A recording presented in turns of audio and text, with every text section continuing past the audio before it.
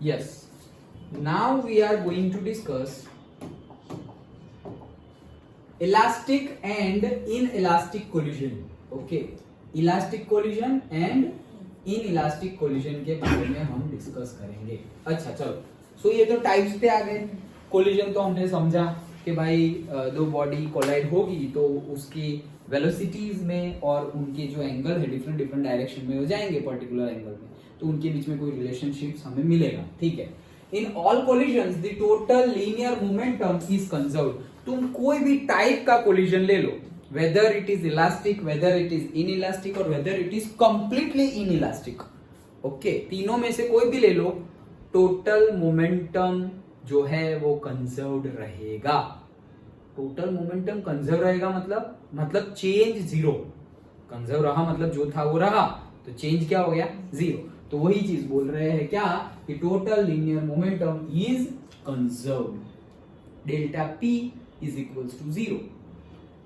Conserved मतलब जितना पहले था उतना ही बाद में है, तो डेल्टा पी चेंज कितना हुआ? जीरो. पहले जितना ही है तो चेंज क्या है? कुछ नहीं, तो zero. Done. So delta p is equals to zero रहेगा कोई भी टाइप का कोलिजन हो. याद रखना, the initial momentum of the system is equal to the final momentum of the system. तो भाई डेल्टा पी जीरो रहेगा. देखो डेल्टा पी क्या रहेगा? जीरो. कंजर्वेशन ऑफ मोमेंटम वो तो हम पहले भी पढ़ चुके हैं. तो अगर कोलिजन हो रहा है तो भी मोमेंटम कंजर्व्ड रह रहा है. तो अभी delta p zero, delta p को हम क्या लिखते थे? P2 minus P1 is equals to zero. तो P1 इस साइड चला जाएगा, तो P2 इज इक्वल्स टू क्या हो गया? P1. वही तो बोल रहे हैं, वही बोल रहे हैं क्या? The final momentum is equals to the initial momentum. Done. Okay चलो. One can argue this as follows. भाई कोई आर्ग्यू कर सकता है. When two objects collide the multiple impulsive forces acting over the collision. फिर से when two objects collide the mutual, इसीलिए मैं सोचा कि ये क्या पढ़ा है, mutual. okay, the mutual impulsive forces okay acting over the collision time delta t causes a change in their respective momenta. क्या बोल रहे हैं? वो फिगर कहाँ गई? ये रहे. तो अगर इन दोनों का कोलिजन हुआ, अगर इन दोनों का कोलिजन हुआ तो समझो ये कोलिजन हो गया. ये कोलिजन हो गया. कितने टाइम के लिए हुआ? अरे बहुत ही कम टाइम के लिए हुआ. ऐसे टकराया हो, जैसे कैरम ऐसे टकराया स्ट्राइकर और चली गई. वो तो ऐसा थोड़ी है कि स्ट्राइकर को पकड़ के साथ साथ में जाएगी. ऐसा तो है, टकराया और चली गई. तो बहुत ही कम टाइम, मतलब डेल्टा टी कितना है? ऑलमोस्ट जीरो जितना है, लेकिन हम बोल रहे हैं कि डेल्टा टी टाइम के लिए. अभी जीरो नहीं ला रहे, लेकिन डेल्टा टी बहुत स्मॉल है. बहुत ही कम टाइम के लिए वो लोग कोलाइड हुए. ये बहुत ही कम टाइम के लिए जब वो कोलाइड हुए, तो ये मेरा ऑब्जेक्ट 1 है, ये मेरा ऑब्जेक्ट 2 है. तो ऑब्जेक्ट 1 ऑब्जेक्ट 2 पर फोर्स लगाएगा, जिसको हम डिनोट कर सकते हैं ऑब्जेक्ट 2 पे लगने वाला फोर्स बाय 1. डन. फिर ऑब्जेक्ट 2 भी 1 पर फोर्स लगाएगा, उसको हम बोल सकते हैं कि ऑब्जेक्ट 1 पे लगने वाला फोर्स बाय 2. डन. और Newton's third law of motion से हमें पता है क्या कि F12 is equals to minus F21 होता है. दोनों एक दूसरे के जितने ही होते हैं, लेकिन ऑपोजिट डायरेक्शन में होते हैं. That's it. तो ये हमें पता है. अब ये फोर्सेस की वजह से वो लोग अपना शेप चेंज करेंगे. वो लोग मतलब कौन? ये दो ऑब्जेक्ट शेप चेंज करेंगे. ये फोर्सेस, अगर फोर्सेस बहुत ज्यादा है तो शेप ऐसा चेंज होगा कि पता ही नहीं चलेगा. अरे कोलिजन से तो पहले तुम ऐसे थे और अभी ऐसे हो गए. Like that, before after match ही नहीं कर पाओगे. डन. और अगर कोलिजन मतलब इतना ज्यादा फोर्स नहीं लगा, थोड़ा ही लगा है, तो वापस वो अपने जैसे थे. अरे कोलिजन हो गया, क्या बात कर रहे हो, लग नहीं रहा है, ऐसे जैसे थे वैसे ही हो तुम. Like that. अंडरस्टूड? ओके. हाँ चलो. सो वही चीज देखनी है हमें. डेल्टा P1, तो डेल्टा P1 अगर हम फाइंड करें, डेल्टा P1 मतलब क्या? जो ऑब्जेक्ट 1 में चेंज आ रहा है, वो पहले तो वो समझो. क्या? डेल्टा P1 मतलब क्या? जो ऑब्जेक्ट 1 है और से मास 1 है, उसमें कोलिजन के बाद और कोलिजन के पहले जो डिफरेंस आ रहा है उसकी बात कर रहे हैं. तो डेल्टा P1 मतलब क्या? से P1 momentum after P1F minus momentum before P1I. Done. Correct. एक पहले ऑब्जेक्ट का, पहले मास का मोमेंटम बाद में माइनस मोमेंटम पहले, वही चीज है। और डेल्टा P2 क्या है, तो वही दूसरे का भाई P2F minus P2I। Done, okay. लेकिन हम क्या बोल रहे हैं, हम तो अभी ही बोले क्या कि टोटल मोमेंटम इज कंजर्व्ड, मतलब कि कोलिजन से पहले और कोलिजन के बाद में मोमेंटम क्या रहेगा, कंजर्व्ड रहेगा। कंजर्व्ड रहेगा मतलब क्या, चेंज होगा नहीं। तो अभी तो हमने बोला delta P is equals to 0, therefore P2 minus P1 is equals to 0, therefore P2 is equals to P1। तो कोलिजन P2 मतलब कोलिजन के बाद और P1 मतलब कोलिजन से पहले। Done, okay. तो अगर डेल्टा P1 लिखे तो डेल्टा P1, अभी डेल्टा P1 लिखेंगे तो वो क्या हो जाएगा, F12 divided by delta T। ये कहां से आया पहले वो बताओ, ये फॉर्मूला तो है ही नहीं अपने पास, ये कहां से आया। डेल्टा P1 इज इक्वल, ये पावर नहीं है, मोमेंटम है sir, P is equal to F into V। वैसे तो ये V भी नहीं है, लेकिन फॉर्मूला क्या है, delta P1 is equal to F12 into delta 2। ये फॉर्मूला कहां से आया, याद करो, देख लिया है हमने।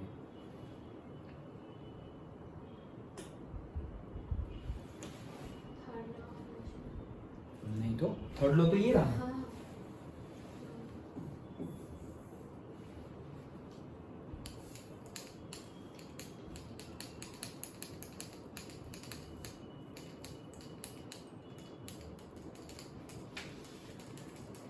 नहीं याद आ रहा, सेकेंड लॉ है ये सर। सेकेंड लॉ तो F is equals to m a, वो तो मैंने बोला ही था कि कोई भी पूछे और F is equals to m a बोलना मत। Okay, so F is equals to m a तो रिजल्ट था। सेकेंड लॉ क्या था, the rate of change of momentum of an object is equal to the net force acting in that direction of motion. ये हमारा second law था। Okay, याद आया। और मैंने बोला था F is equals to m a, कभी बोल मत देना। Okay, so delta P by delta T ही हमारा सेकेंड लॉ है, यही हमारा सेकेंड लॉ है। फिर हम लाए थे कि डेल्टा P मतलब P2 माइनस P1, और ये हो गया T2 माइनस T1, और से T बहुत छोटा है तो T, और ये P2 क्या है भाई, MV2 minus MV1 that is equals to F divided by T। तो इसमें से M कॉमन निकाल लिया तो V2 minus V1 divided by T is equals to F, और ये क्या है, A है, so therefore MA F is equals to MA। तो सेकेंड लॉ तो हमारा ये है, ये तो उसका रिजल्ट है, उसका कंक्लूजन है, F is equals to MA। Done, okay. तो वो बताया था मैंने, तो अभी तो याद आ गया। ओके, तो F12 मतलब फोर्स इज इक्वल टू क्या, rate of change of momentum. So delta P1 is equal to, P1 मतलब ऑब्जेक्ट 1 का मोमेंटम की बात चल रही है, चेंज इन मोमेंटम। सो 1 पे लगने वाला force by 2 into delta T, और delta P2 is equal to F21 into delta T, where F12 is the force exerted on the first particle by the second particle and F21 is likewise the force exerted। ये पता है, अभी मैं क्यों time pass करूं। Done, okay, ठीक है, इतना तो समझ में आ गया। अभी ही हमने देखा क्या, टोटल मोमेंटम तो कंजर्व रह रहा है, चलो ठीक है, उसको बाद में कंजर्व करते हैं। अभी हमने देखा क्या, थर्ड लॉ से F12 is equal to minus F21 है, करेक्ट। तो अभी मैंने क्या लिखा है, अभी लिखा है delta P1 is equals to F12 delta T, delta P2 is equals to F21 delta T। अभी हमने थर्ड लॉ में देखा F12 is equals to minus of F21, तो ये ले लो। Okay, so delta P1 is equals to F12 की value क्या है, minus F21 into delta T। ऐसा लिख सकता हूं मैं, ये है मेरा 1, ये है मेरा 2, और ये तो है A। ओके, और ये मिला मुझे 3। डन, ये कहां से आया, F A की वैल्यू 1 में पुट कर दी, A की वैल्यू 1 2 है, वो यहाँ पुट कर दी, तो F12 की जगह क्या लिख दिया, माइनस F21 लिख सकते हैं, करेक्ट, पक्का। ओके, चलो, सो हमने लिख दिया कि F12 की जगह क्या लिख दिया, माइनस F21, तो माइनस F21 डेल्टा T, और ये क्या है, डेल्टा P2, वो तो जो है वही F21 delta T। Done, okay. Now अब हम क्या कर रहे हैं, कि से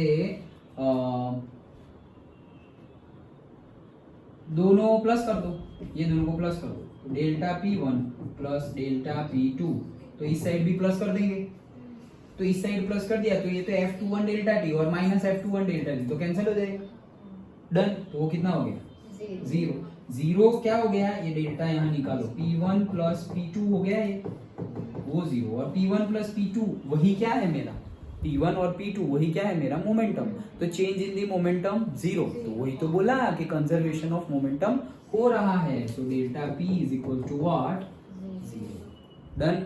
ओके, सो देखो कि ये सब हमने देख लिया already, delta P1 plus delta P2 is equals to 0. The above conclusion is true even though the forces vary in a complex fashion during the collision time delta T.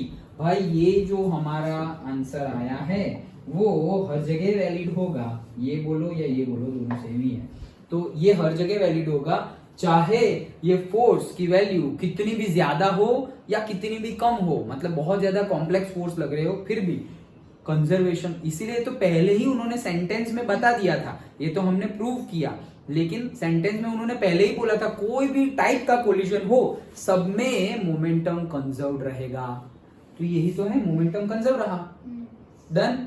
Okay, चलो आगे बढ़ते हैं। तो ये पूछ सकते हैं कि prove that in the collision momentum is conserve, change in the moment, और से टोटल मोमेंटम इज कंजर्व्ड, और से change in the momentum is zero, ऐसा पूछ सकते हैं। प्रूव करो, तो प्रूव करना है मतलब क्या, सिंपली स्टार्ट करना है कि भाई तुम delta P is equals to से m, डेल्टा P मतलब P1 is equals to M1V, okay, P2 is equals to M2V, फिर डेल्टा P निकालो, ओके, वैसे ही स्टार्ट कर सकते हो, डन। और सेकेंड लॉ का यूज कर लो, क्या, delta P by delta T is equals to delta F, और से F, डन। ओके, चलो on the other hand the kinetic energy, तो ये हमने मोमेंटम की बात कर ली, डन।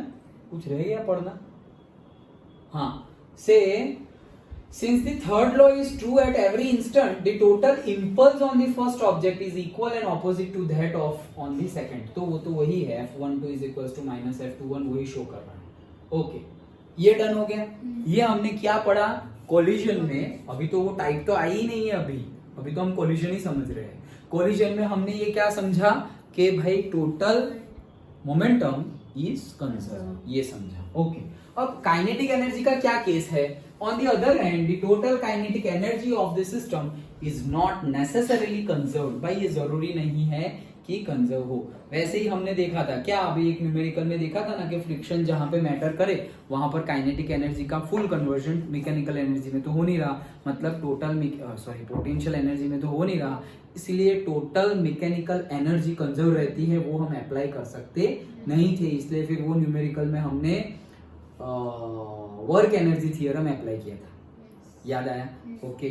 सो यहाँ पर भी वही केस है, टकरा रहे हैं, फ्रिक्शन तो वैसे भी आएगा, लेकिन फ्रिक्शन की हम बात नहीं कर रहे, लेकिन आएगा तो सही, ओके, चलो।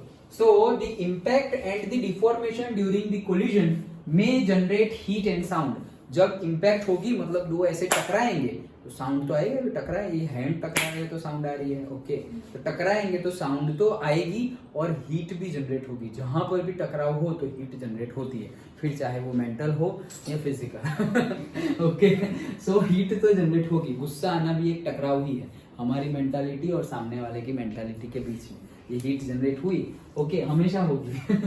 अच्छा चलो, तो इसीलिए अवॉइड करो कोलिजन को, अवॉइड करो। अच्छा चलो, so part of the initial kinetic energy is transformed into other forms of energy, तो कभी कभी क्या हो रहा है, ये साउंड और हीट कहां से आ गए, जो काइनेटिक एनर्जी थी उसी में से हीट जनरेट हो गई, तो भाई अब काइनेटिक एनर्जी तो कम हो गई ना, क्योंकि काइनेटिक हीट कहां से जनरेट हुई, देखो total energy, first law of thermodynamics अभी हम पढ़े तो नहीं है, लेकिन फर्स्ट लॉ ऑफ थर्मोडायनेमिक्स अभी आएगा हमारा थर्मोडायनेमिक्स, तब हम पढ़ेंगे क्या, energy can neither be created nor destroyed, it can only transform from one form to another, okay.